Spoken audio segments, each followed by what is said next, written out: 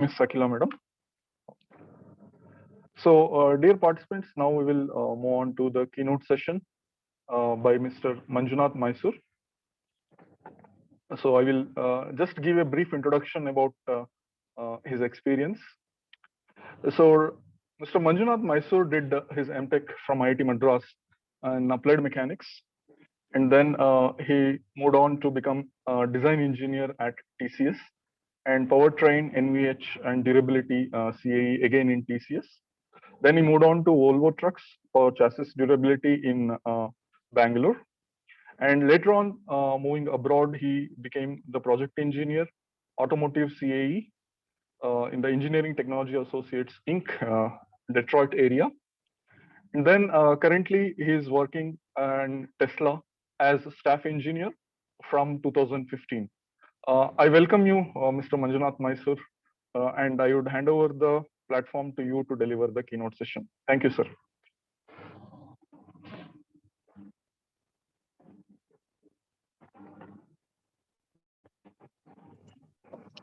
Good morning, everyone, and I'm extremely privileged. I hope I'm audible.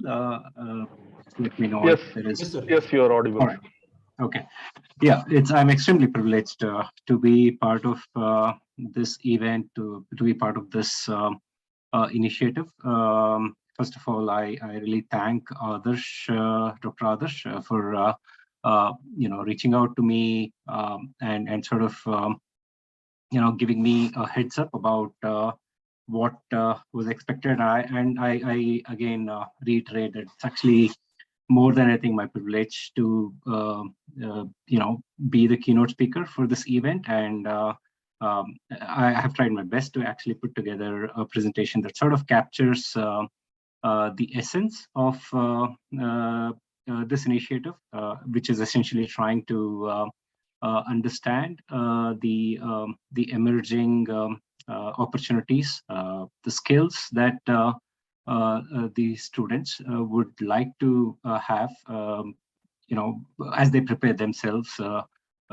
to this avalanche, this tsunami that's going to hit not just the personal mobility or ground mobility, but also the various aspects of human transportation. So again, I thank everyone involved here, the principal of the institution, the HOD, and also AICTE for actually getting ahead of the curve, and trying to prepare the whole ecosystem to respond to the change that is coming. That's already that has already come our way, and that's going to really change the world for the better, which I believe is going to happen. So I have titled my presentation as Skills and Opportunities for Sustainable and Autonomous Transportation. Because if you look at electrical vehicles, both of them go hand in hand. So electrical vehicles at the core of it, they talk about sustainability. They talk about being good to the environment.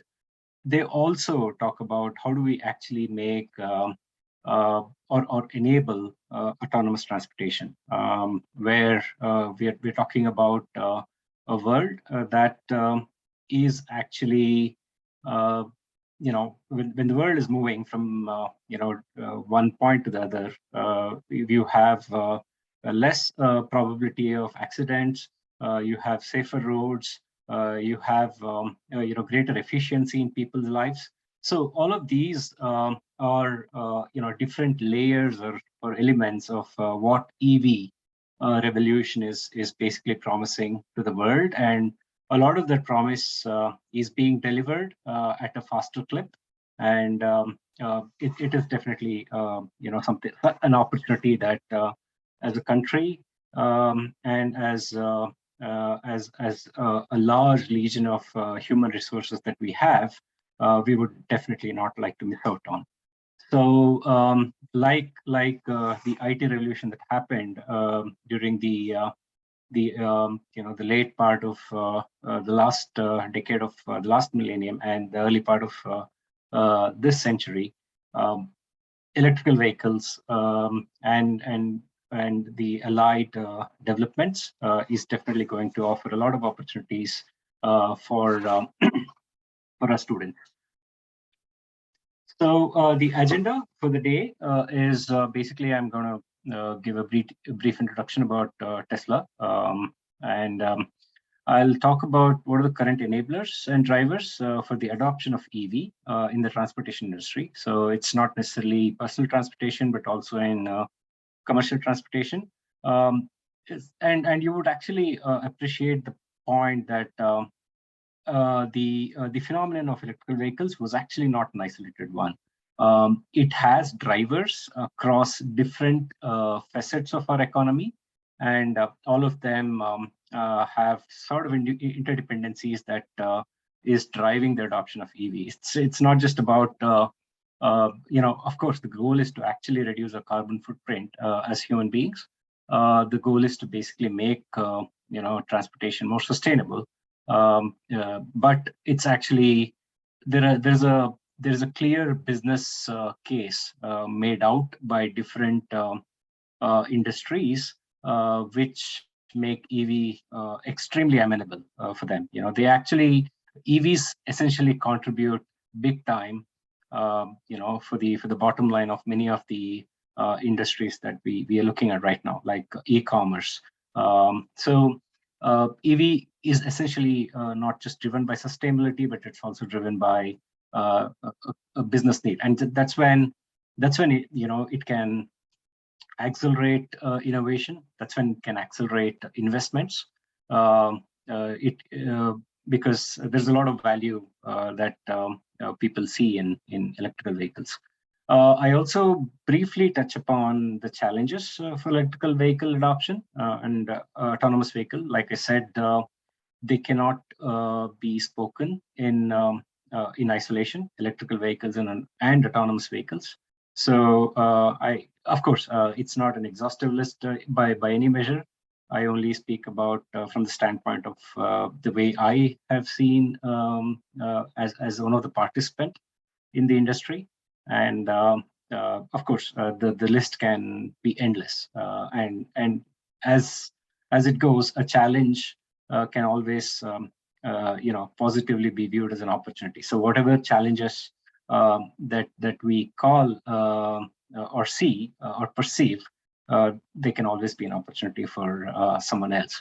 So I hope that's an opportunity for our country.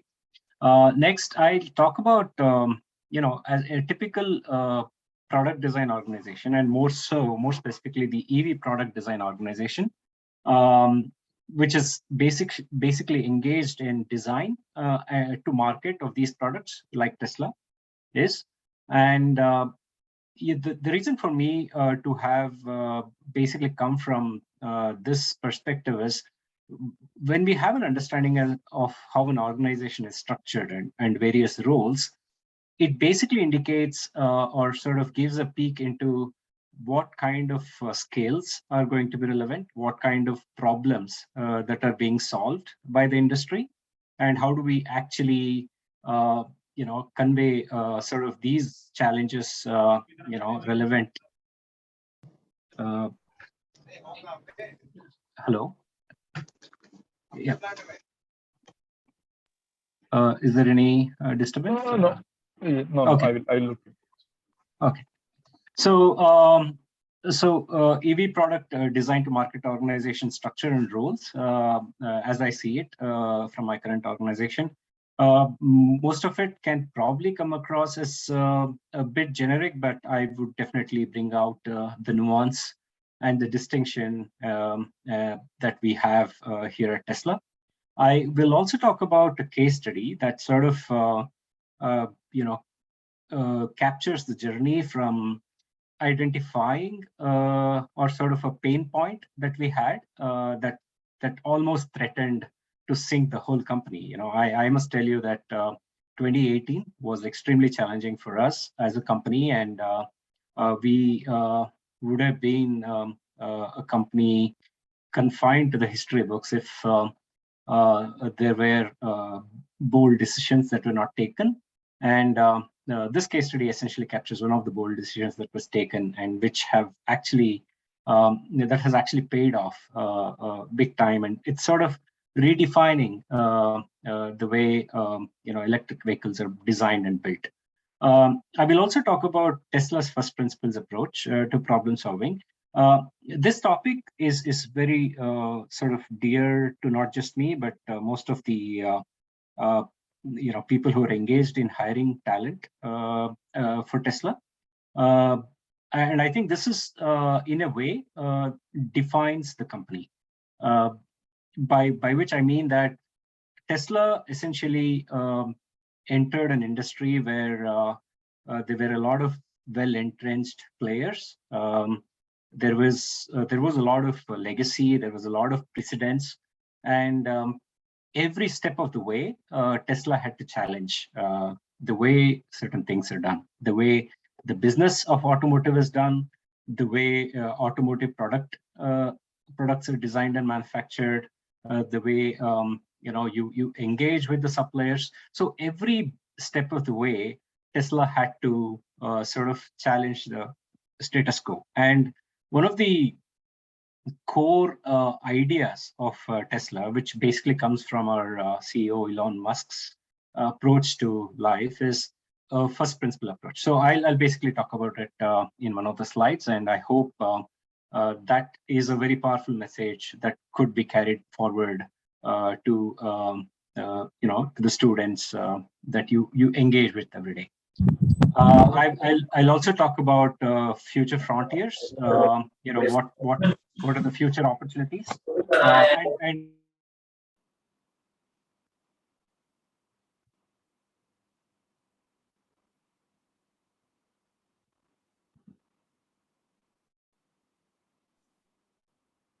okay, right.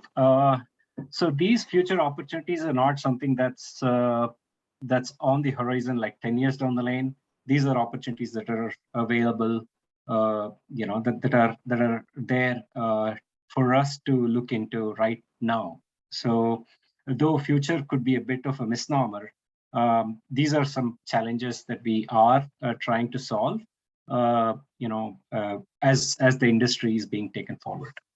So this is essentially the agenda that I have. At this point, I would like to ask the organizers. So we'll have a dedicated Q&A session, right? Towards after the presentation. Yes.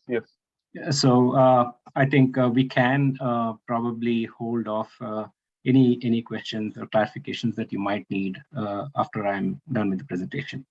Again, thanks everyone for being part, for giving me this opportunity. And I have my contact email ID and my phone number. My phone number is actually also on WhatsApp. I will have already shared this presentation with the organizers, and maybe please feel free to contact me going forward. Right. About Tesla. Tesla is a vertically integrated sustainable energy company. So we are not a car company, which is something, essentially our products or the chatter from the press essentially brackets us to be a car company, but we are not just a car company. We're basically a sustainable energy company, and that's the vision that we have, and that's the plan that is under execution right now. So by which I mean we are looking at an ecosystem where the generation of electricity is through sustainable means. The storage is also in a sustainable form, and essentially they feed into electrical vehicles. So as one of the chief guest speakers mentioned, it's important for us to look at a sustainability problem, not just at the the endpoint, but also in a holistic manner. So we would like to basically have sustainability across the chain. And that's when the whole mission of, saving the world, of course, that's a very condescending statement. The world has been there for 1 billion years, and it will continue to be there for a billion more years.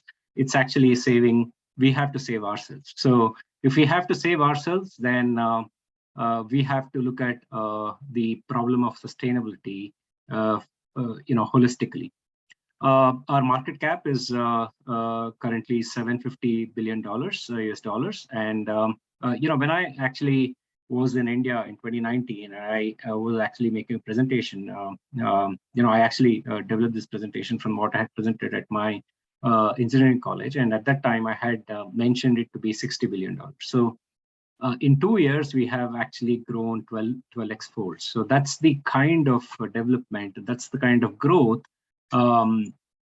electrical vehicle industry has in store. So the growth opportunity is immense. So a company that can actually explode in terms of growth from $60 billion market cap to $750 billion in 2 years span, holds the answer, for a lot of doubters, in the conventional industry, who actually even now look at electrical vehicles as some sort of a fad. It is not something that's a real solution to transportation as a problem. I think this clearly is an answer. Tesla Roadster was the first electrical vehicle in collaboration with Lotus and Daimler. Daimler was a partner in development of powertrain and battery. And Lotus was basically the vehicle platform on which Roadster was developed. This was essentially the precursor to what was to come. Model S was our first, commercially sold sedan, extremely successful. And when I joined Tesla, we were, in the verge of starting to sell Model X. Model X is the SUV with a falcon wing door, and Model 3 was in many ways a defining product for us. Not just for us, but I would say it's a defining product for the electrical vehicle industry at large. So Model 3 was actually followed by Model Y, and I was privileged to be part of a team that was involved in development of Model 3 from the drawing board. And then Model Y was an SUV or a crossover that was built, essentially built on the Model 3 platform. Now, as I said, Model 3 was like the first mass market product for Tesla. Model S and Model X was more premium niche products that we had. And it was our first step towards, enabling a sustainable world with sustainable transportation solutions. Cybertruck and Tesla Semi is what's coming in the next 2 years. Currently, we have manufacturing in Fremont, CA. It's about 12 miles from where I'm sitting right now. That's our primary factory. There's also a gigafactory, which is a battery manufacturing facility, close to about 100,000 square feet of manufacturing space that we have. We share with Panasonic, who's our cell supplier.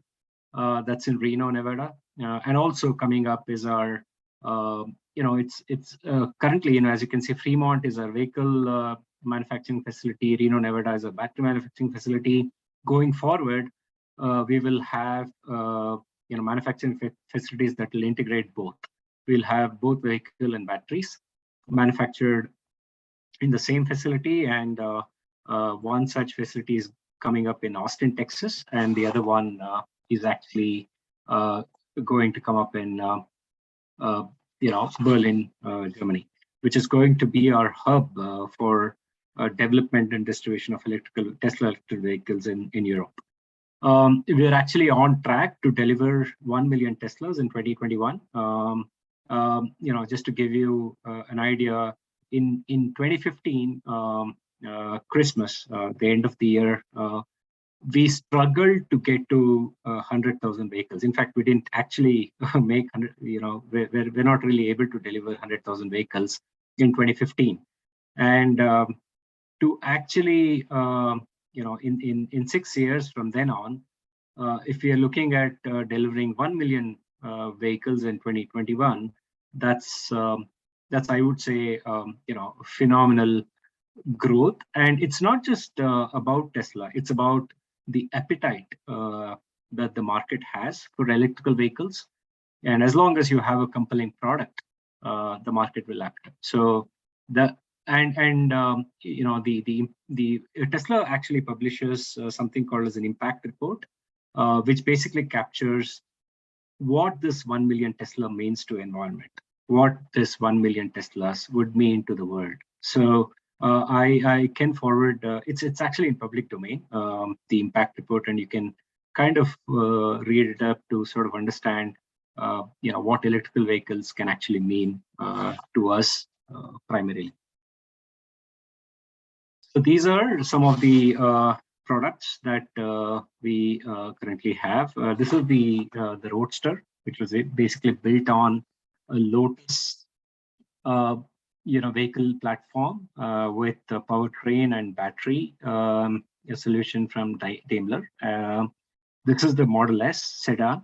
The interior, it's also about reimagining the automobile, right? So the interior of our first generation Model S looked something like this, which was essentially challenging how car interiors looked up to that point in time. Model X was more of a niche offering, SUV which had this falcon wing doors, and this was one of the tough product platforms that I had worked on. Essentially, that's because the way it looks and the way it operates, and a lot of my co-workers and me included are very, very proud of what we were able to achieve with Model X. Currently, we are actually in the second generation, of Model S and X, which have the distinction of being the fastest production car. They can actually do a 0 to 60 within under two seconds, and a lot of those elements are extremely important if you have to make electric vehicles compelling to the customer. So the customer is king, and as long as you are continuing to delight him with products as these, electrical vehicle adoption is going to continue to accelerate. Now, just shifting gears a bit towards something more generic about electrical vehicles. What are the biggest enablers for the adoption of electrical vehicles, or what are the biggest enablers for the electrical vehicles as an industry? Clearly, it's the cost of the battery. The battery prices, as you can see, have actually plummeted. Since 2010, something that actually cost more than $1,000 per kilowatt hour is now costs as a fraction. In fact, Tesla pays the least as the battery cost per kilowatt hour, and it still is one of the major cost component of electrical vehicles, in spite of the kind of drop that you've seen there. But what it has also done along the way is make electrical vehicles more affordable. So the biggest enabler so far and into the future as well, it's not just about what has happened thus far, it's about continuing to shrink that cost, is when electrical vehicles can reach the masses. So in that way, in Tesla and other OEMs have been focusing a lot of their research effort not just internal research effort, but also in terms of their engagement with the academia to sort of come up with cutting edge, cells, anodes, materials. So the opportunities are immense. It's not just a battery pack, but as you break it down, the opportunities are immense. So how Tesla, we had a battery day that happened about 6 months back, where we actually unveiled the product roadmap that we have in terms of battery. And battery development is one, and manufacturing at scale is another one. It's a huge challenge as well.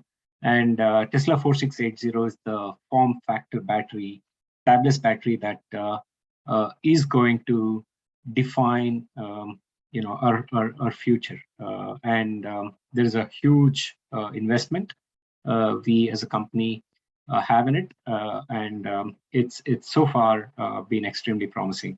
Likewise, you have GM Ultium battery platform, which also promises to drive down the cost, increase the efficiency and performance.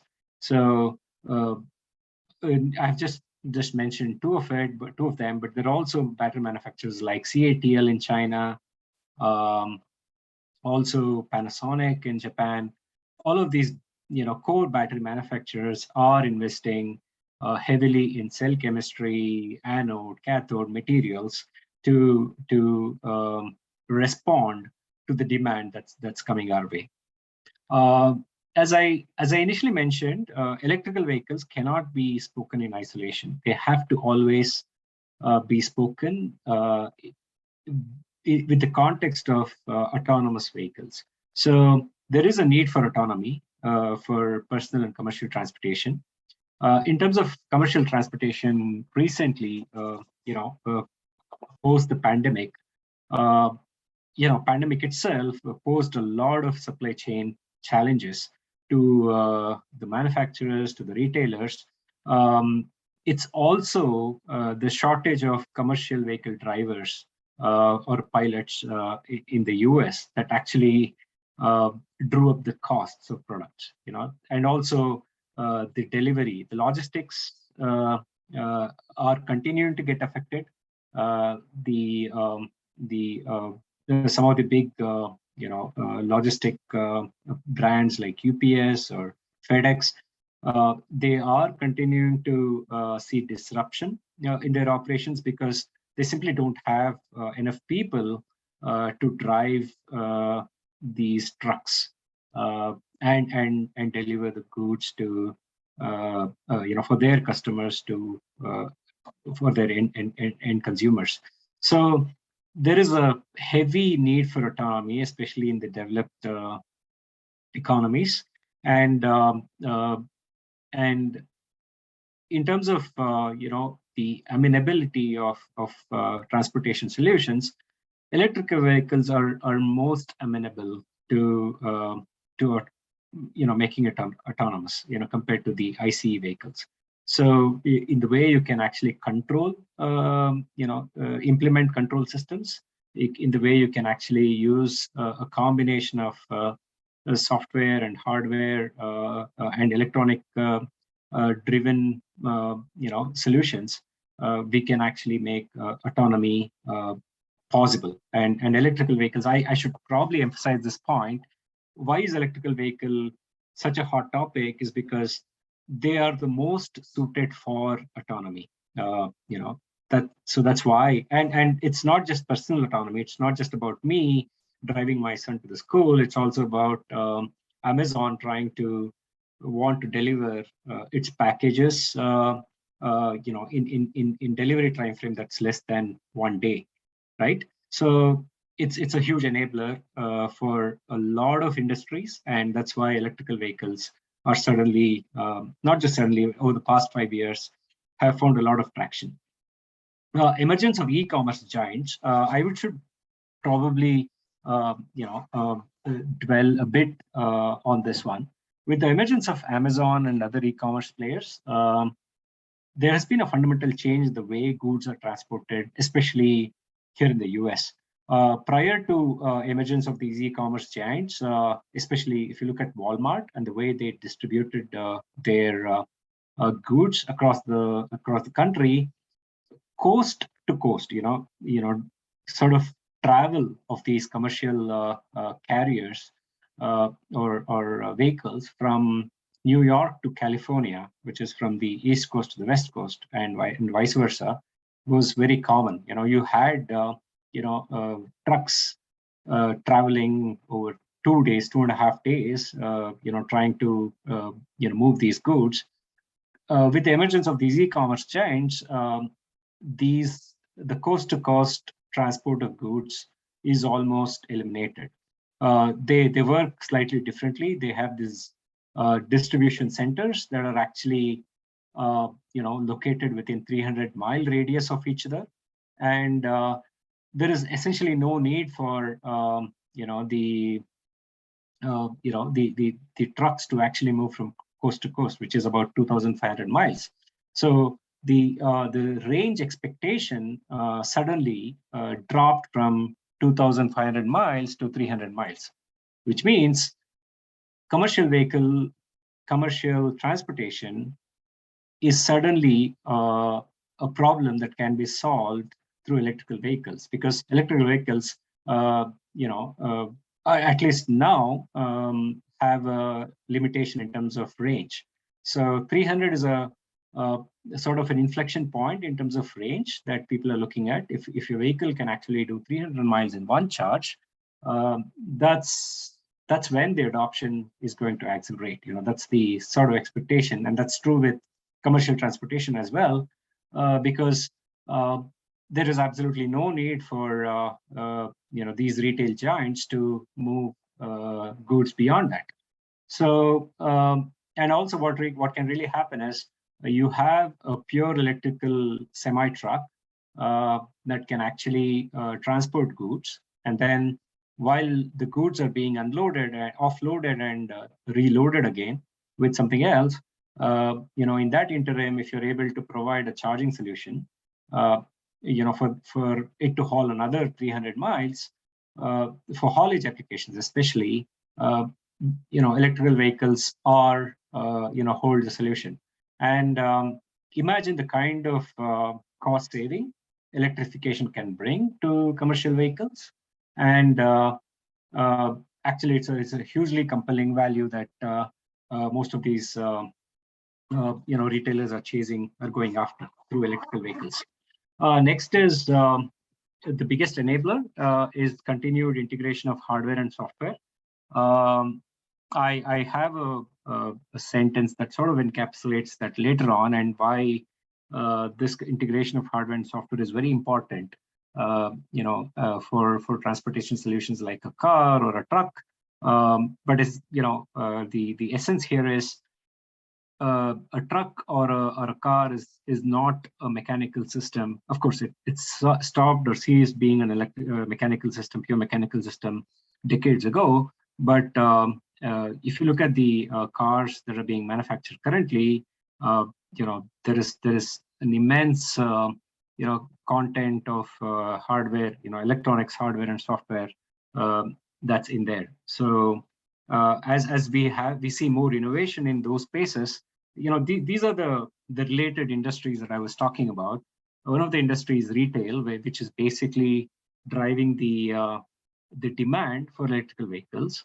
The other industry is electronics, hardware, and software, which is actually driving innovation in electrical vehicles. So that's the synergetic relationship that's driving the adoption of CE, electrical vehicles.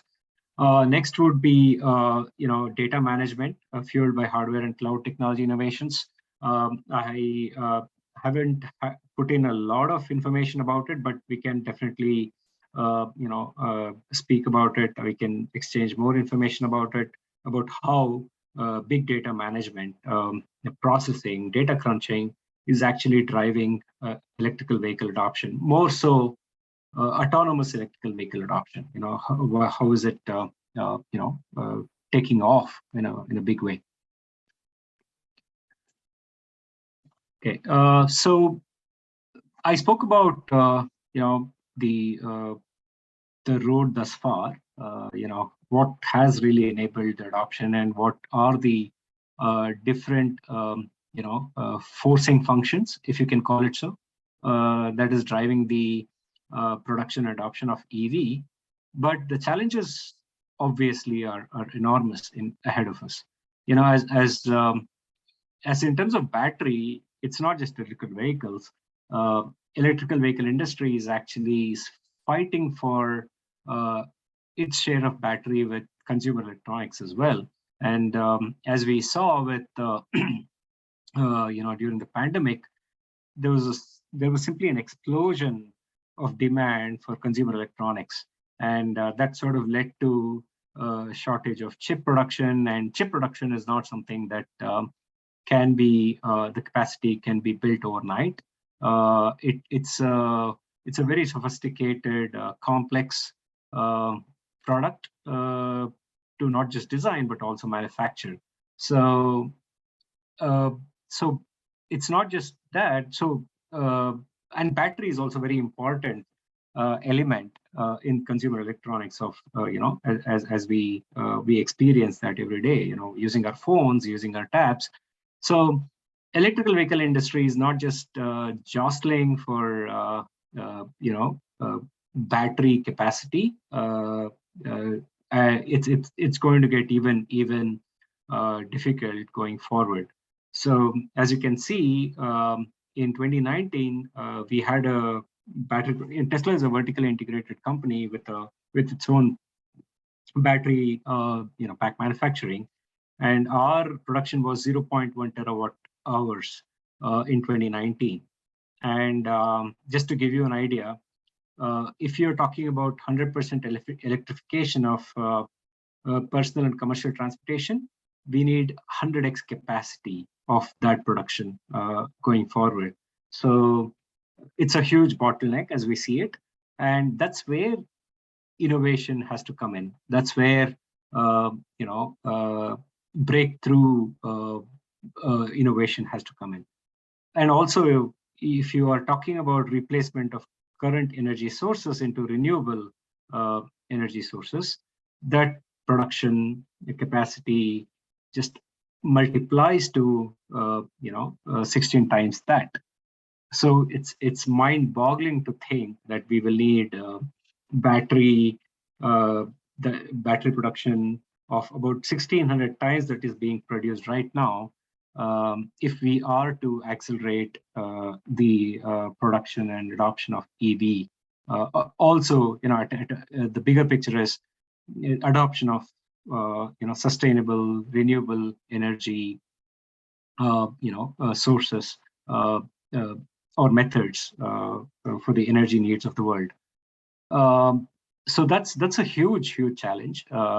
Absolutely, Tesla would never deny that. And of course, there is a plan to address this problem, but it cannot be the effort from a company alone. It needs to be the ecosystem. That ecosystem is not just about suppliers of Tesla. It's actually the ecosystem that includes the competition. I must say, in any industry, competition and the kind of relationship the competitors share, sometimes it can get toxic.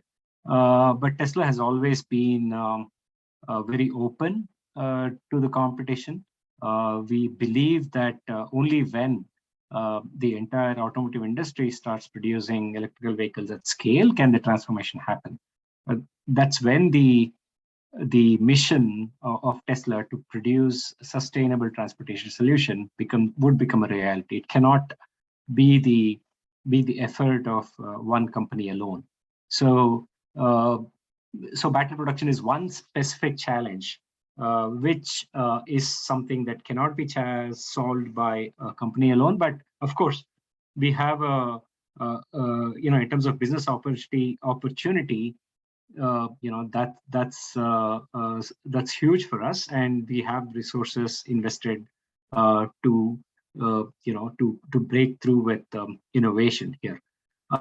And also autonomous vehicles. One of the primary limitations currently for adoption of autonomous vehicles is have the regulatory agencies kept pace with innovation that's happening in the industry? Are they open to allow level 5 autonomy to be seen on roads?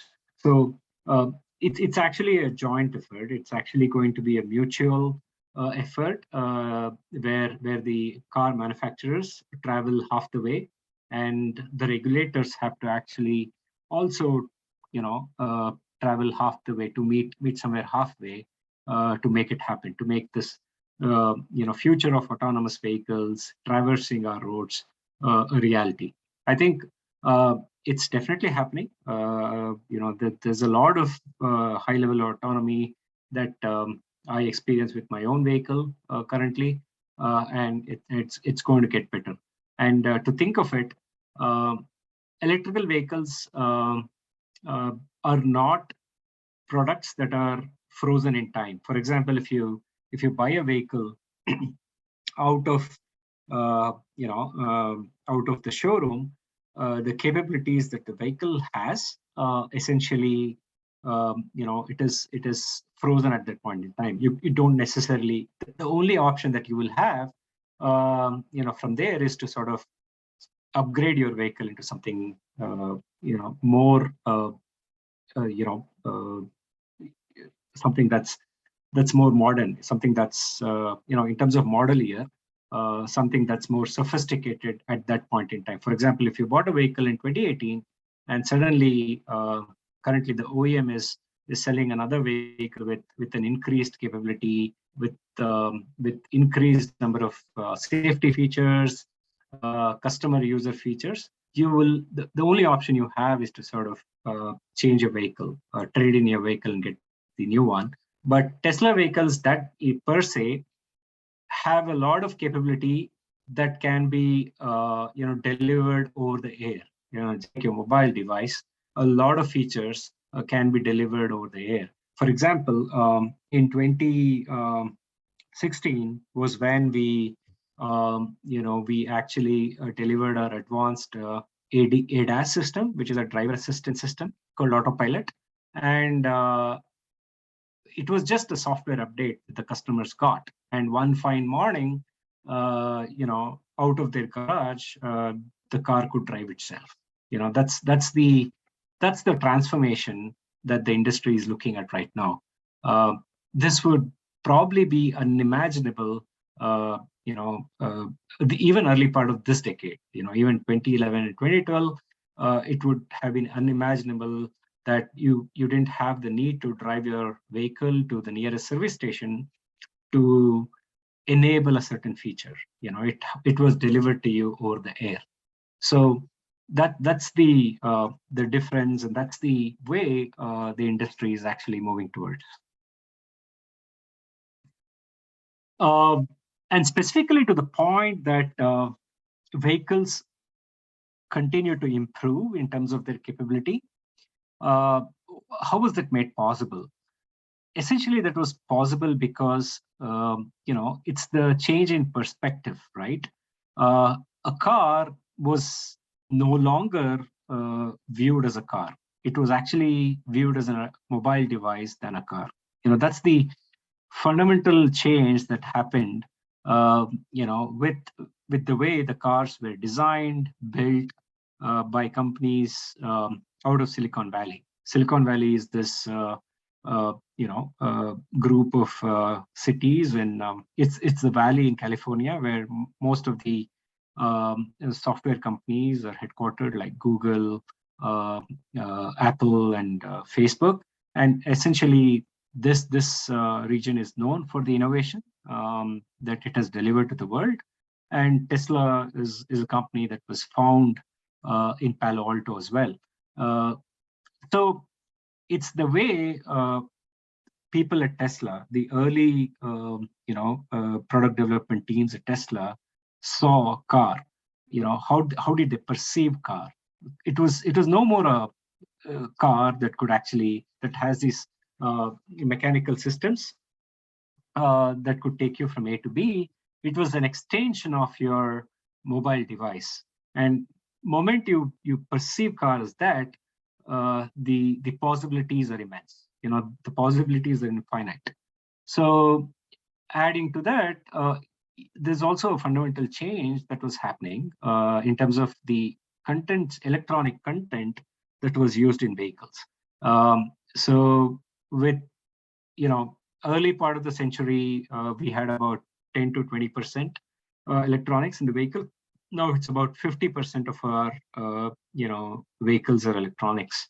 So when you have so much electronics, you have mechanical systems that are being driven by these electronics, driven by firmware, which is basically a driver software residing in the vehicle, in the devices that make up the vehicle.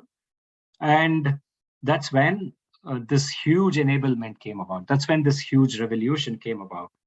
I definitely regard that as a revolution.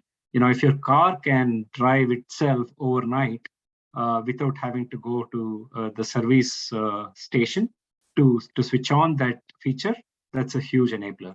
And also, we are basically talking about intelligent autonomous cars on the, that's going to be on roads by 2023. I think that's going to be a reality. My apologies. Yeah, we will have, most of the OEMs, operating their own network of cars where you can summon your car. If you have to go to the mall, just summon a car, get your car. Basically the way the cars are owned is going to completely change. You're not going to be an owner of a car anymore. You will basically subscribe to a car service.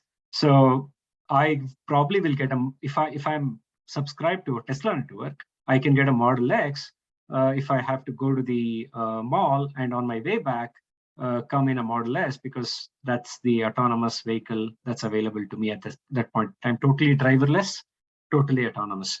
So that's the future. That is not something that's out of a Back to Future movie. It's actually something that is going to happen over the next 1 or 2 years. And fundamentally, the ownership of a vehicle, the ownership model of a vehicle is going to change. And with that, the business is going to shift, right? I mean, the companies have to tweak their, not just tweak, but have to overhaul their business systems and business models to respond to this change that's going to happen. Right. So that was basically, please pardon me for keeping it, the scope of this presentation pretty wide, because I actually wanted to use this opportunity to sort of introduce what's happening in the industry, and specifically touch upon some of the innovation that's going to really change transportation industry forever. So until now, I was actually focusing on getting that point across to you, and right now I'm moving over to understand what sort of skills and opportunities EV vehicle industry has to offer to students who are actually currently doing their courses in engineering anywhere in the world, and specifically students in India. As the principal sir said, the most of the companies that are driving innovation, like Apple or Tesla or Cisco, they emphasize a lot on diversity. They emphasize a lot on their workforce being composed of people from across the world. And I can actually probably see and say that increasingly, there are a lot of us from India who are part of these teams that are developing breakthrough products, breakthrough technologies in many of these companies that I mentioned, and specifically with Tesla as well. And that demand is going to definitely go up. And it's very important that the academic system in India is geared up to the demands and the skills that the industry is in need of. So with that as the context, I wanted to give you an overview of how a company gets organized typically, a company that's engaged in the development of electrical vehicles, and not just development, but also manufacturing and selling of these electrical vehicles. And if you see at the top of the perch is our CEO. And Elon Musk is not just a CEO, who's not just a businessman who's actually investing money. He's also a chief product officer. He's our chief product architect. He has a say in every bit of product that comes out of Tesla. So he can even have a say in a certain shape of a particular body part. That's the level of involvement Elon would have in these products. And I must say, he's sort of setting an example of how leaders of companies of the future have to basically equip themselves, or sort of have to be prepared to do. They're not just there to take decisions about the business aspect of a company, but also about the product itself. So that basically entails them to be hands-on. They need to be engineers themselves, or they need to be sort of very agile in terms of their learning ability if they're not there yet. So there's a lot of material on Elon and the way he operates. I think even there's a lot of lessons for us to be had. How do you actually approach problem solving? I have an anecdote to share later on, but I must tell you, Tesla is where it is because of it's not just about the cult status that he commands, but it's also about the solutions that he brings to the table to problems. He can be in a meeting where there's a difficult problem related to powertrain engineering that is being discussed. There could be a difficult problem about manufacturing that is being discussed, and he can come up with real workable solutions. I have been in couple of meetings. Of course, I was not the presenter, but again, I have been in meetings where I have seen him give workable, credible solutions to problems, and that's the example that he sets for the rest of the company to follow. So under him, of course, there are different teams, and those are the deliverables, especially. There are a cluster of teams that are basically geared up or sort of responsible to deliver the hardware. By hardware, we actually mean it could be the car, vehicle body, or the car shell. It's the battery. It's the actual design of the vehicle, powertrain, and electronics. So there are teams that are actually engaged in delivering these to the company. There is a technology vertical, which is basically engaged in enabling technology, not just for today, but for products 3 or 5 years down the lane. That's the typical horizon that we look at. What kind of innovation that a product should have over the next 3 and 5 years.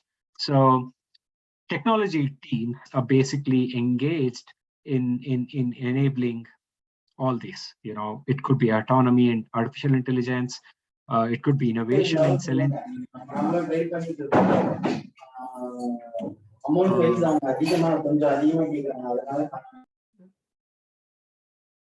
Hello, is there a question?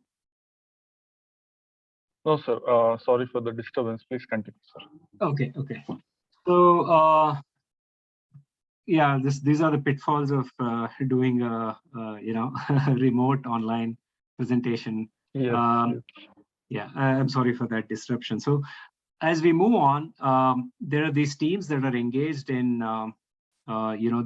developing these technologies for autonomy, for artificial intelligence, innovations in cell engineering.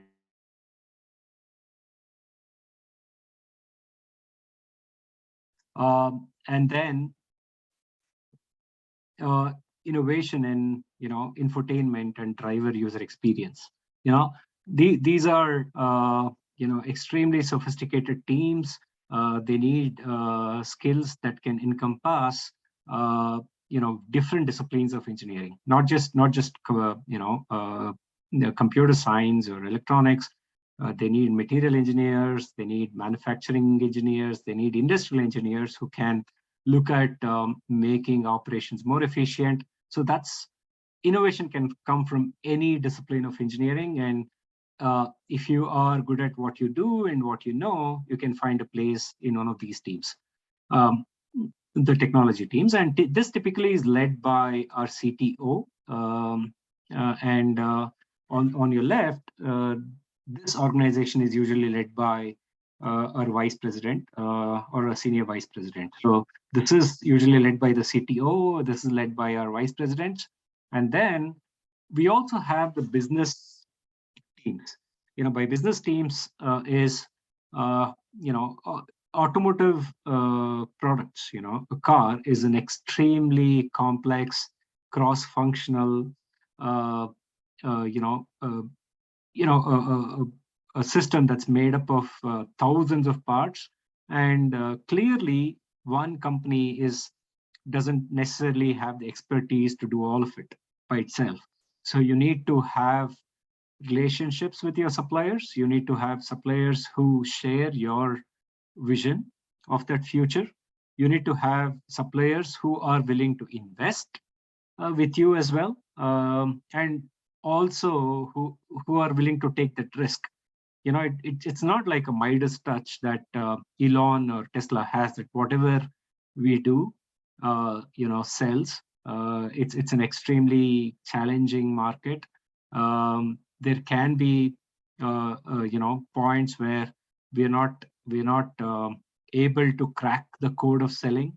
At that point in time, maybe our suppliers are actually invested heavily in Tesla, in manufacturing components that Tesla needs. And that's a risk that, of course, they share and they take with Tesla as well. That's basically enabled by teams that are in that large basket called supply chain. Supply chain is a one overarching function. Within that team, you will have teams that are doing multitude of things, not just purchasing. They actually do supplier innovation. They actually do supplier quality evaluation. There are a lot of things that they actually even go down to understand the efficiencies that the supplier have in producing what we need, and how do we actually enhance those efficiencies? How do we actually cut costs? How do we actually enhance the profitability or the margins for our suppliers? So those are extremely challenging jobs or roles that are out there. And typically for an electrical vehicle company, because it's not a well-entrenched, traditional company, right? So these challenges are much more immense, much more tough to solve. And the skills that you can bring in, it could be someone with a bachelor's in and someone who understands the nuances of supply chain, the models of supply chain, and then how do we go about optimizing them. So sales, of course, it's not just about MBAs. It's about changing the way products are delivered to the customers. So Tesla doesn't have any dealers. We actually, all that you have to do is log on to tesla.com, configure your vehicle, and order online, and it can be delivered at your home. That's the fundamental change in the business model that Tesla has brought in. And most of the new entrants into electrical vehicle industry, like Rivian or Lucid, are adopting that model of sales. They are actually bypassing the dealers and engaging with the customers in terms of making the sales themselves. Finance as well is a hugely challenging discipline. You need to be profitable. You need to be able to make money, to invest and innovate. And teams in finance have a very important role to play in keeping the company going. So in addition to these verticals, we also have these horizontals, right? We have testing and reliability, because whatever you develop as a product needs to be tested and it needs to be reliable. Especially during the early days of Model S and Model X, we did have challenges in making our product reliable. The one thing that really helped us in that area was, compared to conventional IC engines, electrical vehicles have fewer moving parts. So that way, there is an inherent element of reliability with these systems. But of course, we can't obviously take it for granted, because there are so many systems that need to move in tandem, that need to work in tandem to make a car work more reliably. So testing and reliability is one area. It's one discipline that has a lot of opportunities for engineers. And testing and reliability especially needs skills that are, again, multidisciplinary in nature. You would need mechanical engineers, you would need electrical electronics engineers to design tests, to sort of understand the reliability of these systems. You need software engineers, you need computer science engineers to sort of develop some of these methods and deploy them. So one thing is very clear: many of these teams, many of the teams within the organization are heavily cross-functional. You won't just have mechanical engineers within your team. You will actually be working with people with multitude of specialties, multitude of the basic training that they come in. Then you have product and performance attributes. Product performance attributes. That's the team that I'm part of. When you have a vehicle, it needs to perform a certain function, and it needs to perform a certain function at a level that's desirable, not just to the customer, but also to the regulatory authorities. For example, if you crash your vehicle, what sort of safety performance that you expect from your product? So again, I have to re-emphasize that a product performance attribute also requires a heavily cross-functional team to deliver. Materials engineering is a very, very special team. It actually needs a lot of specialists. In fact, materials engineering is a team that we actually share with SpaceX. We have a common materials engineering team between Tesla and SpaceX. And as you can, by the title, it's very clear. Materials enable innovation. Materials make things happen. End of the day, and it's a complete ecosystem of what Tesla materials engineer are able to accomplish, as well as what our suppliers in turn are trying to deliver. Right? I mean, it's the complete ecosystem that makes Tesla products very compelling to the customers. And also, it's about efficiency. It's also about being energy efficient and sort of light in terms of how much we consume and deliver the and the performance that we deliver, the ratio that we have in terms of that. And then last but not the least, the program and product management team. So this is a very, very critical team. They actually interface with every one of the vertical teams as well as the horizontal teams.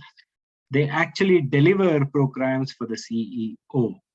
The CEO basically envisages what sort of product map that we need to have, and then they break it down. And each of these program or product managers take it and run from there. They basically, the high level product that is basic, is part of a product plan, is broken down and decomposed into deliverables for each of these teams.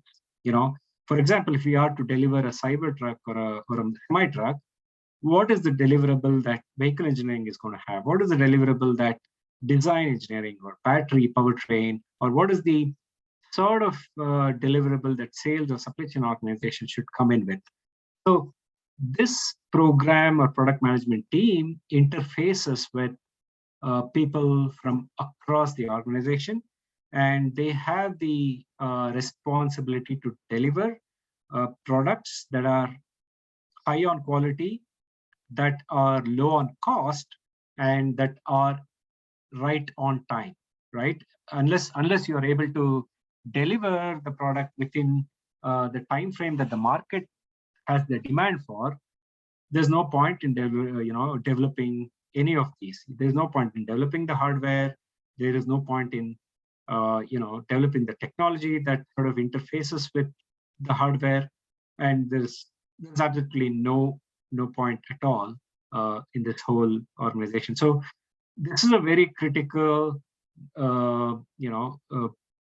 portion. This is a very pivotal role that organizations have. And typically, if you want to be a program manager or a product manager, you need to have a core competency. You could be in your past life, or you could be somebody who's well versed with aspects of vehicle engineering. You also understand how it interfaces with technology. You also understand what are the supply chain ramifications or the sales ramifications of that. So you need to basically have one core competency, but also have multiple skills to gain an understanding of what is necessary to deliver a product on time. So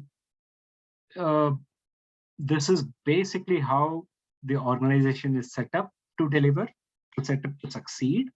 And as you can see, you can basically drive the students to find a niche in any of these disciplines. For example, you could be a faculty, you could be a professor in industrial engineering, where you have you're basically delivering courses on supply chain. You could be an electronics or electrical engineering faculty.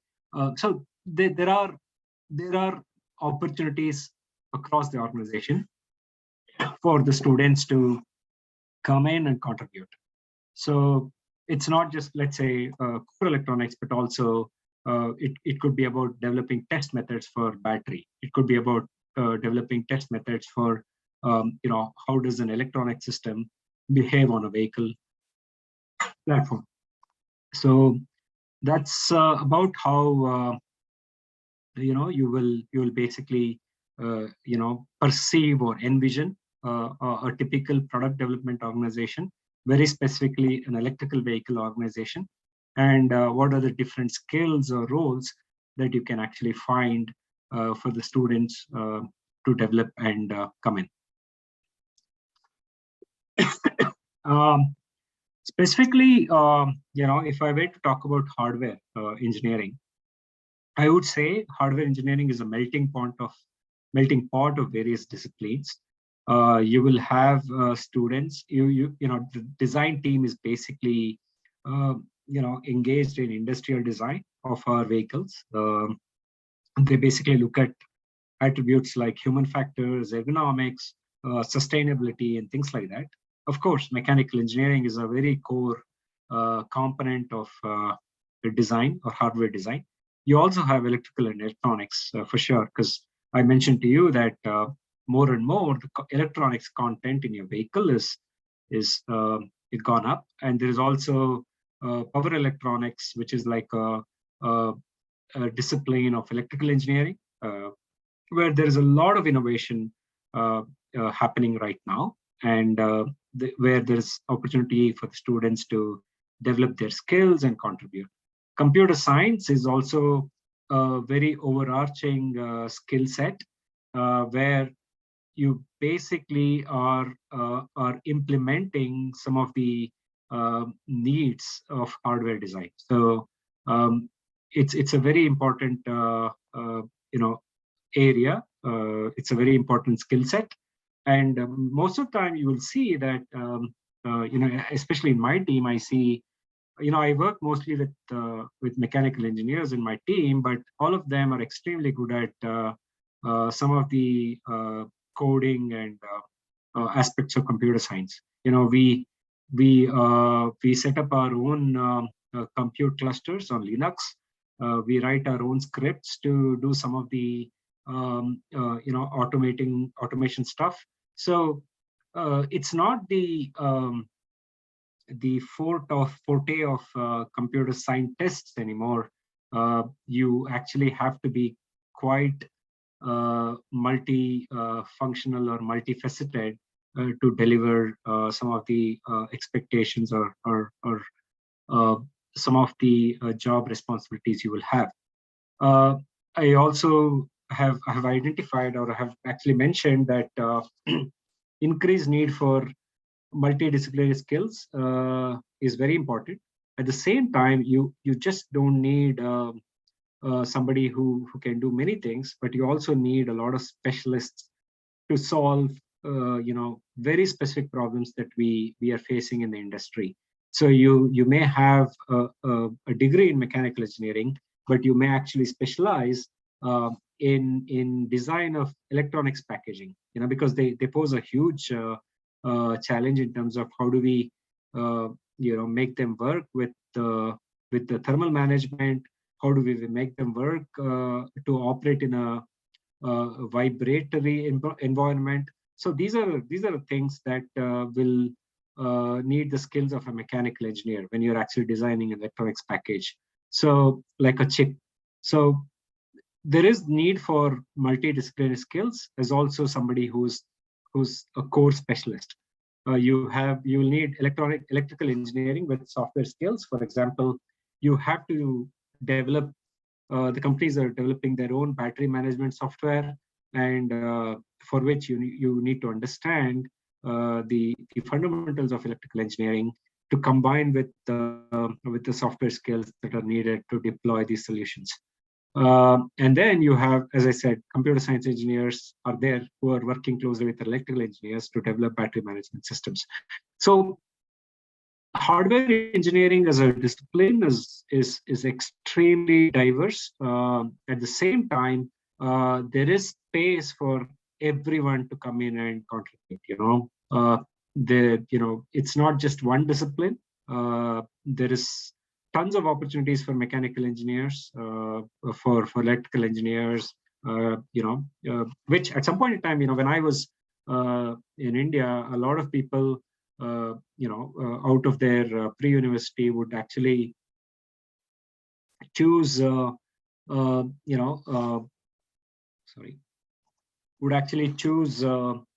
computer science or information science as something that holds the most potential in terms of job opportunities. But I should tell you, there is a huge shortage of mechanical engineers. There's a huge shortage of people who can make factories of the future happen. And these are disciplines that are extremely important if we are to succeed, in positioning electrical vehicle as a credible alternative for the current, IC engine vehicles that still dominate transportation. And then technology, another vertical. I must say the future is not in the future; it's actually here, and it's actually now. That's what is happening. This is actually something that's more. These are the buzzwords that you actually listen to day in and day out. You talk about artificial intelligence, but you're actually talking, when you're talking about autonomous cars, you want to deploy artificial intelligence not just for small scale, but at a large scale. So the scales, the systems that are required to deploy that are very, very different from artificial intelligence that is there within your mobile phone, artificial intelligence that's there in your laptop, the skills that are required here is way complex and way in terms of skill, mind-boggling, I must say. So that's a huge opportunity for the students, something that if it suits their interests, something that they can definitely explore and specialize. Deep neural networks, automated data annotation and simulation, chip architecture and design. For example, this specifically here, when Tesla actually came up with its first generation or second generation vehicles, most of the chips that we used on the vehicles were off the shelf, or someone more general purpose chips that were actually modified to suit our application. But over time, we realized that that was not efficient at all. And there is also a problem of having to share the supply chain for these chips with the other industry. So there is a definite need to develop single purpose chips, specialized chips for autonomous driving. Tesla has invested heavily in developing its own chip architecture. And it's not just the chip that's in your car, but also a supercomputer that sort of crunches all the data that comes in from our cars. So that's a huge opportunity, I must say. I think it's easily a $20 or $30 billion industry that is waiting to be unleashed on the world. And the beauty of this particular area is, once we have the architecture and design developed for, let's say, autonomous vehicles, the other automakers can actually license or even buy these chips to be used in their vehicles. So it's a huge business opportunity for Tesla as well, because we are actually learning much more than any other automotive vehicles, competitors, because most of our vehicles are beaming data back to us. We have more data than anyone else in the industry, and if we are able to leverage that advantage and develop hardware that can accommodate specifically the computation needs for these applications, we will not just be a car company. We will actually be a company that can design, develop, and sell these microprocessor processing chips for self-driving. So that's a huge business opportunity for us. The next discipline would be, in technology area, would be the systems engineering, where you're talking about firmware development, software APIs. That's another area where software engineers can actually find resonance with, and something that they can focus to develop skills in to be useful as this whole EV evolution is happening. EV and autonomous vehicle revolution is happening.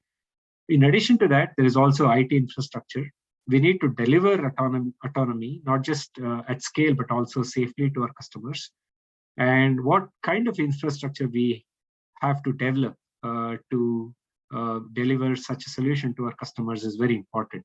And IT infrastructure is another discipline where there is a lot of opportunity for students to develop their skills in, and something that's going to be in a huge demand as EVs and autonomous vehicles become a reality going forward. And so I spoke about hardware. I spoke, skills that are necessary in this space, skills that are necessary in the technology space, and skills that are definitely very, very critical if we are to not just design and develop, but also deliver cars to the customer. So you have, as I said, car is a very complex system. It's a very complex device, and it needs specialty of a lot of our suppliers to basically arrive on time at our assembly plants, so that we can assemble those supplier parts into one single unit, which is our car, and deliver it to the customer. So the pandemic that we're hopefully we are that is past us, or we are going through currently in different parts of the world, gave us a glimpse of what can happen if our supply chains are not resilient. There is also geopolitical factors to it. There is also disruptions that can happen en route. For example, the Suez Canal disruption that happened, that threatened to actually not just stop the supply, but also delivery of important products to the customer, not just cars, but also medical supplies to whoever was in need. So we need skills that can actually help develop these resilient supply chain systems. Some of the skill sets would be demand planning, supply allocation. Also, how do you use machine learning to understand the pricing of a certain component that goes into a car? What should be the cost of that particular component that goes into the car? So there is an increased use of machine learning techniques, analytics, tools to within supply chain, especially to understand what's the prevalent price of a certain component that we buy off a supplier. So data analytics is a hugely important skill set that's sort of at the intersection of not just engineering, but also it's not just the intersection of computer science. There's also mathematics, statistics skills that are required to develop data analytics models for supply chain teams within the organization. And I must tell you that there are companies that specialize in these tool sets and solutions, but increasingly most of the OEMs like Tesla is looking to develop these solutions in-house, partly because some of the solutions that's available off the shelf is very expensive, and it doesn't make business sense for us to use them. And there is also the element of expertise that they may be missing. These off-the-shelf tools they may be missing, which the company, the enterprise knowledge that Tesla will have can be captured in some of the analytics tools that we developed in-house and deploy them. So these are great enablers. These are not just great enablers. These are critical enablers for electrical vehicle industry, for autonomous vehicle industry, and something that students can choose to contribute in. Direct sales and service, for as I mentioned to you, we don't have our dealers. We sell our vehicles directly to our customers, and increasingly that's the model that most of the OEMs will adopt.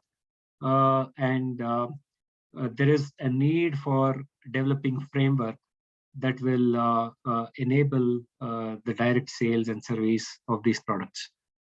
So just summarizing, we have opportunities in hardware design and development. We have opportunities in technology. We have opportunities in business side. In addition to these verticals, as I mentioned, there are these horizontals that have a huge need of talent. I must admit there is a severe shortage of talent, let's say in materials engineering or testing and reliability, that students can explore in terms of what sort of skills that are required for them to become a testing and reliability engineer or a materials engineer, and then focus their efforts when they are in school to develop those skills and possibly make themselves ready as the industry sort of needs them.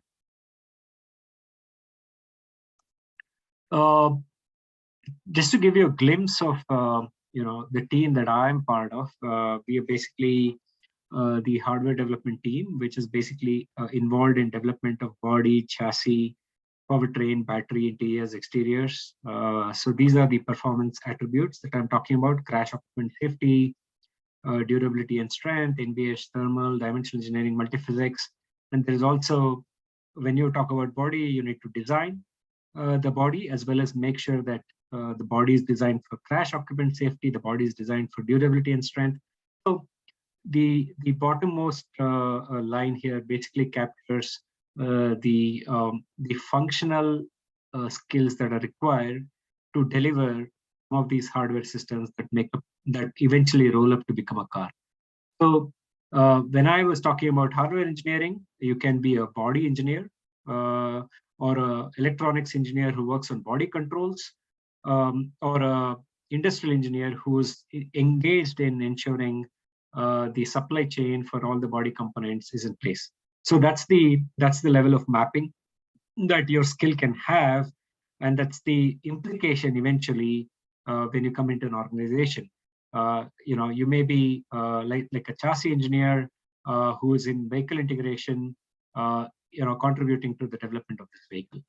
So that's where you need to find, you should understand your strengths. I must say the faculties should actually drive, sort of guide the students to understand what the strengths are, what the skill sets are, and where exactly they fit in here to contribute in the development of this future that we're talking about, made up of electrical vehicles and autonomous vehicles. One of the case studies that I wanted to bring up is, something that captures the essence of the innovation that happens in Tesla. And it's not just the innovation, it's about questioning what is being done routinely, right? I mean, there are certain things that are being done for several decades now, and they're continuing to be done in a certain way because the industry has invested itself in doing it in that way, in a certain way. The supply chain has invested itself in doing it in that way, in a certain way. So obviously, if you're a new entrant like Tesla, for the first few generations of the vehicles that we developed, we were forced to adopt what was being done as a convention, what was being done as something as a standard practice. So, as I said, in 2018, this is our Model 3 vehicle platform that you can see. In 2018, what really happened was we had this, huge, what Elon called as the production hell. We were not really able to produce the vehicle at scale. And that was basically threatening the future, the very existence of our company. So this case study basically drives the existential crisis that we had, and how do we,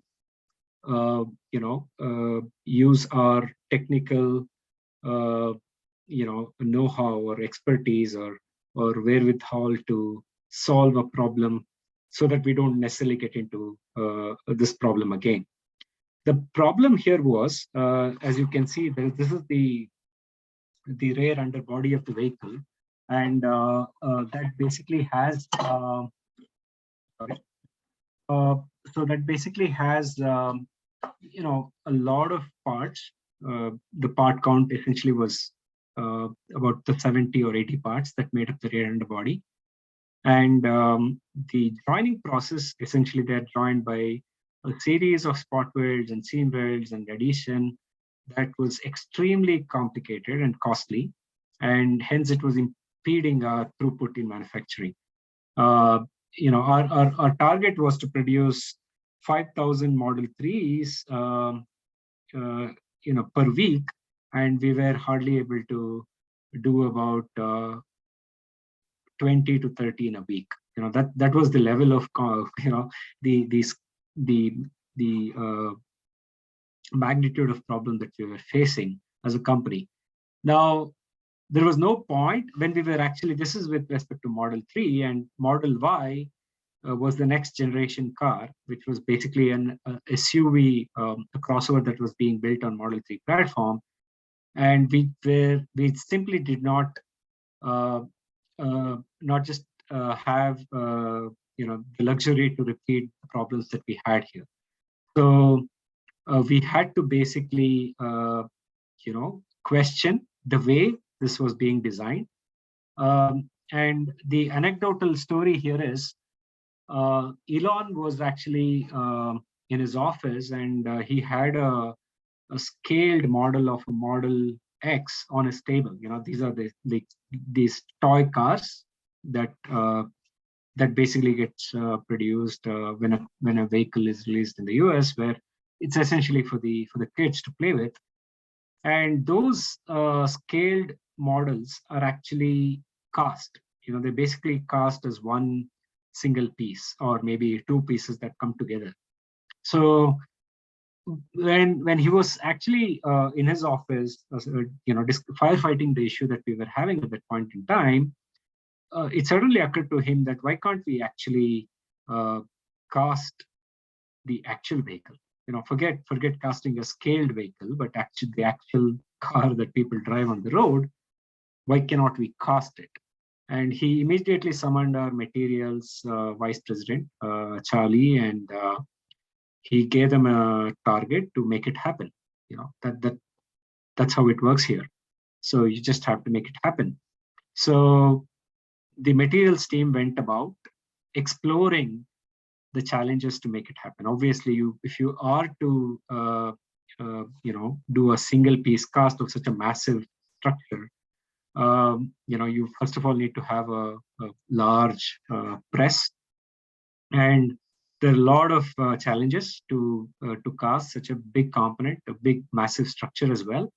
And the challenges were essentially immense, something that even threatened that this was not possible, this was not being done. But that's not how it works here. You need to actually make it happen, and make it happen within the 13 months that we had set as a timeline for the release of Model 3 from the production of Model Y from the production of Model 3. So Model Y was one of the quickest product that we brought to market, in the Tesla's history. And we had to innovate not just the product itself, but also the manufacturing method that would make up the structure of this particular product. So this was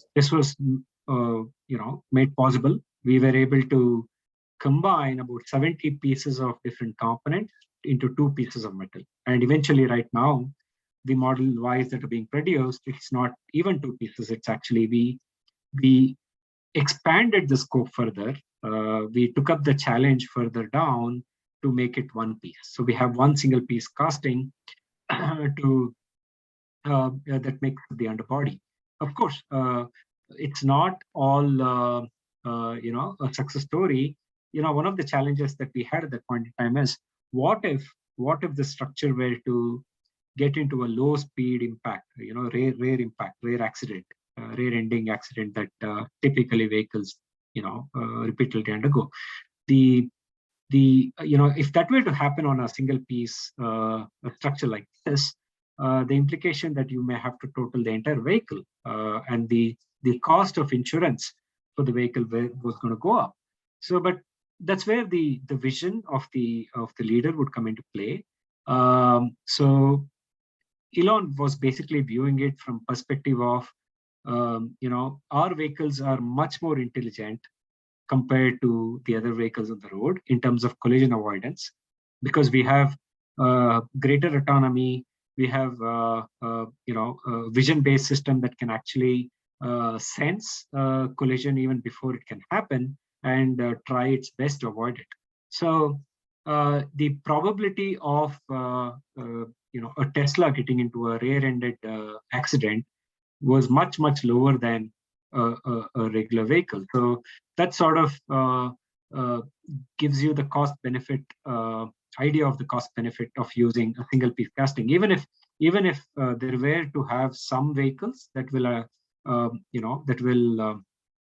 be in a low speed accident, the probability or the ratio of your fleet in that accident is going to be so low that you will still take that risk of totaling the vehicle, because essentially it's only a small percentage of vehicle that will have to be totaled compared to the competitor vehicle that is on the road. So that's the decision making. That's the rationale of decision making that needs to come in, and that's where a new entrant like Tesla can survive in a well-entrenched industry like an automotive industry. So how quick can you take a decision, and how well have you vetted the decision to be able to take a certain risk with that particular decision? This is the structure in Model 3, which is basically comprised of 70 different parts. And this is two-piece casting that we actually implemented for Model Y. And this was made possible not just by the materials team, but also it's basically a multidisciplinary effort where teams that are involved in the design of structure, teams that are basically involved in the design of systems that detect rare crash, everything has to come together to make this happen. It is not just the effort of one single team working in isolation to make it happen. So only when different skill sets come together that such things can be pulled off. So we were able to replace, and currently the turnaround time for the assembly of a body is about 1/3 of what it used to be. That the takt time or the cycle time for the underbody is about 1/3 of what it used to be for our conventional underbody structure. So that's the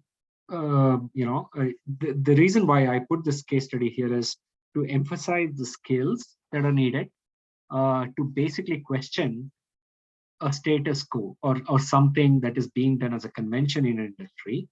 How do we actually question that? And that idea can come from anywhere. That idea could have come to me as well when I'm actually having a scaled down model that my son is playing with.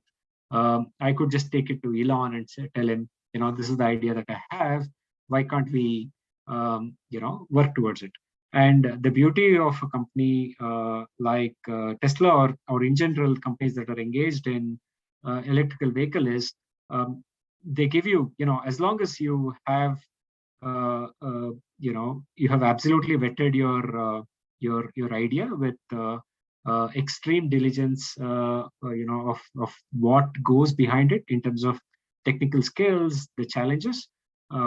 They will give you the resources to make it happen. So that's what can happen, and that's what needs to happen if you're questioning an industry, if you're trying to make a change happen. Okay. So, and also one last thing is, how did we actually make it happen? We were talking about cars that were being developed for a time frame of 4 years.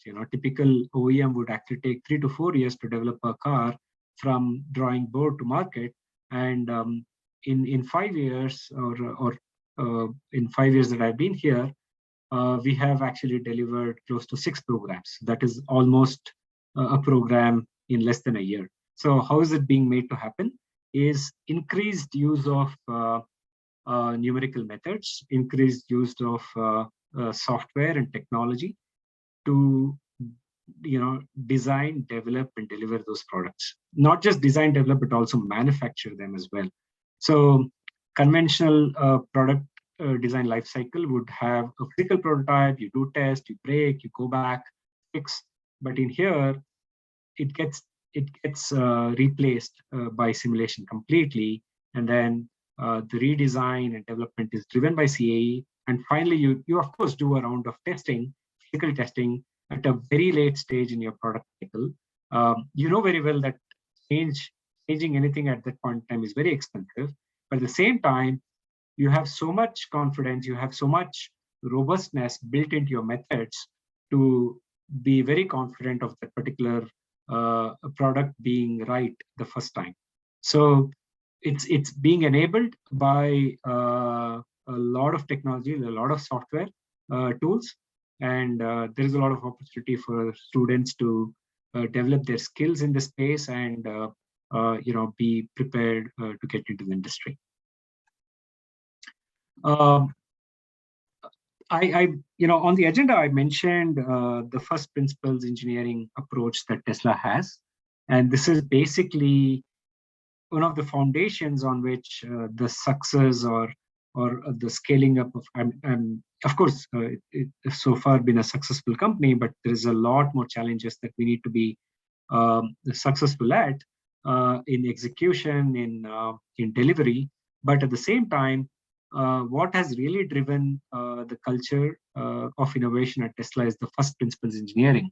There is a saying, in our meetings that if you are presenting something, and as long as Newton feels it can be done, it should be done. There's nothing else that can stop from implementing a certain idea, as long as they comply with Newton's laws or principles of thermodynamics. This is not just about mechanical engineering, but it's also about all the other disciplines, right? I mean, these are the fundamental underlying principles of how a feedback control system is going to work. So one important aspect is never ever rely on precedents. Never ever walk into a meeting and say, I'm using a certain I'm deciding on a certain thing because it is what was done in the industry, or it is what is being done in a different OEM that I worked before. That is never ever taken as an answer. There is a very high possibility that you may have to walk out of the company if you say that. Every meeting and every proposal you have to put across needs to be vetted, at different levels of technical analysis of that particular problem that you're trying to solve or propose solution to. And you can never ever say that you did something based on your experience. Everything needs to be justified, and everything needs to. That's when innovation can happen. That's when you can actually question precedents. That's when a part that was built with 70 pieces with very complex joining methodology becomes one part. Okay, so it's very important that you question. It's very important that once you have come up with a solution, it needs to be rooted. It needs to be grounded in first principles of engineering. That's very, very important. It doesn't matter what engineering here. It could be even computer science. It could be even electronics. It could be rooted in first principles. That's the approach here at Tesla. Even having done 6 successful product programs, on the 7th one, not relying on what was done. Of course, there is lessons learned. There is definitely a valuable experience that has come from what we have executed so far. But it doesn't mean that we're going to stop innovating. It doesn't mean that we're going to stop questioning. Every bit of it will be questioned going forward. And that's the, in fact, if this is driven into the minds of the students, right from their formative years by the faculty, I think it's a very invaluable skill, more than, a data structure skill that he may have, or an artificial intelligence, neural network, excellence that somebody may demonstrate. More than anything, how strong are they in terms of their fundamentals, in terms of application of their first principles is very important for the future of not just the students, but also going forward, the industries that they associate themselves with, the products that they involve in developing. So it's a very important guiding principle that they need to have. In terms of what are the challenges for the futures, I have only listed a few. I think this is going to be an exhaustive list, so pardon me if I haven't really captured all of it. But essentially, for an electrical vehicle, for an autonomous vehicle, we are basically looking at solutions that are lightweight. So a lightweight design can be made possible by breakthrough innovations in materials engineering, by breakthrough innovations in what kind of test methods we use to design such systems. How do we actually use machine learning and AI to drive the product development process? So these are the challenges that are being addressed as we speak, and that are going to define how products will be developed over the next 2 to 3 years. One important aspect is you may develop a great product. Its prototypes are very easy to. I think it's an Elon's quote. Prototypes are extremely easy to make because you have infinite resources, you have infinite access to technology that you can bake into a product as a prototype. But to manufacture anything at scale is an extremely difficult problem to solve. Manufacturing, I must tell you, is the biggest limitation that electrical vehicle industry might face going forward. It could be battery manufacturing, it could be vehicle manufacturing, it could be manufacturing of the electronics that goes into it, the sensors that go into it. In fact, the thinking here is Tesla, in the future is not just about its products, its cars, or its energy systems. It's also about the factories that we are establishing across the world.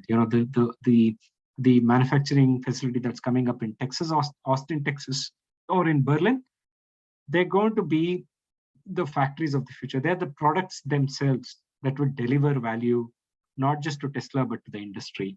So, I'm kind of short of words to emphasize, how is manufacturing as a skill set going to be very critical for the making of this future that I just presented. And in addition to that, full autonomy, of course, is another challenge. It's a huge challenge, and topics or sort of areas of that can help develop skills in artificial intelligence, machine learning. They're going to be extremely relevant to the future. So this is. With this, I basically conclude my keynote address. I hope I tried my best to stay relevant to the topic and to the initiative that MITE is undertaken in this faculty development program. I'm sure there were a lot of gaps and some I could have done better, but I have forwarded this presentation to Dr. Adarsh, and any questions, please feel free to reach out to me, and I'll be more than happy to, if I know it, I'll definitely answer it right away, or if there will be so many things which I'll not be aware of, I'll definitely reach out to the experts and try to get you a proper response to that. Thank you, everyone, for bearing with me for such a long time. And I will leave it to you for question and answers. If you can just give me a couple of minutes, I'll just go grab some water, before taking the question and answers. Sure, sir. Please take your time. Okay. Thanks for a wonderful session on the electric vehicle challenges. So I definitely believe that the participants have gained a very good insight on the EV sector that is going to explode, as you said, in the near future. So please do take break. So in the meantime, there are few instructions to the participants. Definitely, if any questions are there, please do feel free to put it in the chat box. So I will pick up 5 questions that is relevant to the industry, and if you have it, please put it in the chat box. In the meantime, many of you are logged in with a different name than what you have registered, and that will not help you to get the attendance. So please, for the next session onwards, use your registered name in the Zoom credentials. Okay, so this is what we are going to consider for the attendance for the session. So now, if any questions are there, please get it into the chat box. I will definitely take it to Mr. Manjunath sir. And in the meantime, you can fill up the feedback form. So every session will be having a separate feedback form, which will be active till 6 p.m. of that day. So you can fill it immediately or after the session. Since today we started the session a little bit late at 10 o'clock, it took around 20 minutes more to finish the session. But later on, we will continue with the next session with Dr. Rupa till 1 o'clock. And afternoon, the session starts from 2:30. Now we have a question here from Amit Jain. How Tesla creates charging infrastructure in public domain?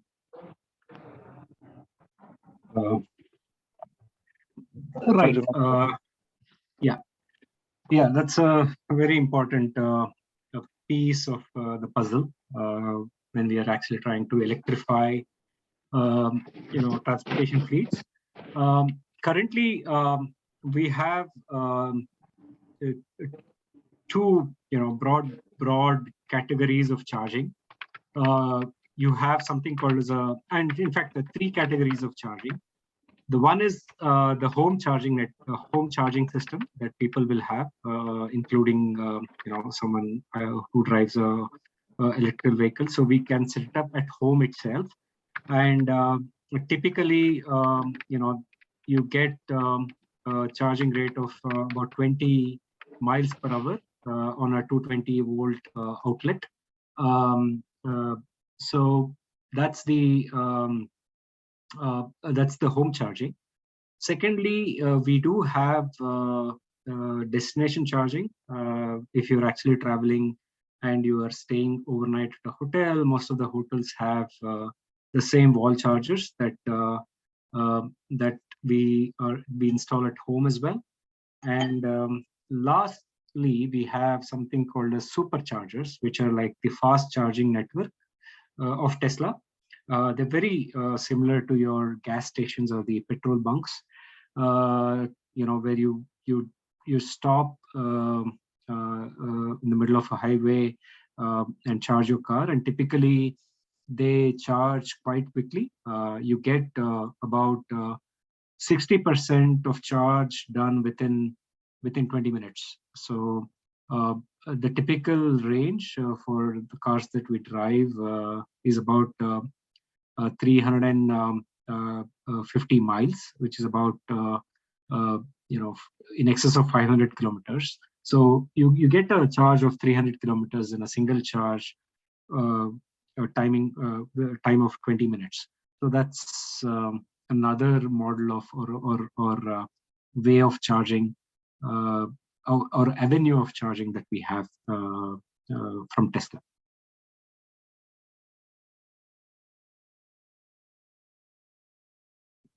Okay. So I think we will share the details. Yep.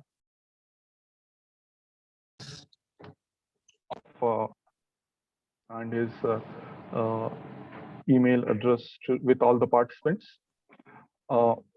Any queries you have regarding Eevee and its development, you can definitely contact him, and we will share the presentation with all the participants as well. So I would like to end the session by thanking Mr. Manjunath Mysore for giving a wonderful session and adding value to the participants. Thank you very much, sir. We are looking forward to continue our relationship in the future when we organize a faculty development program on the advanced electric vehicles. Definitely. Definitely. I mean, I must say that this has been my privilege to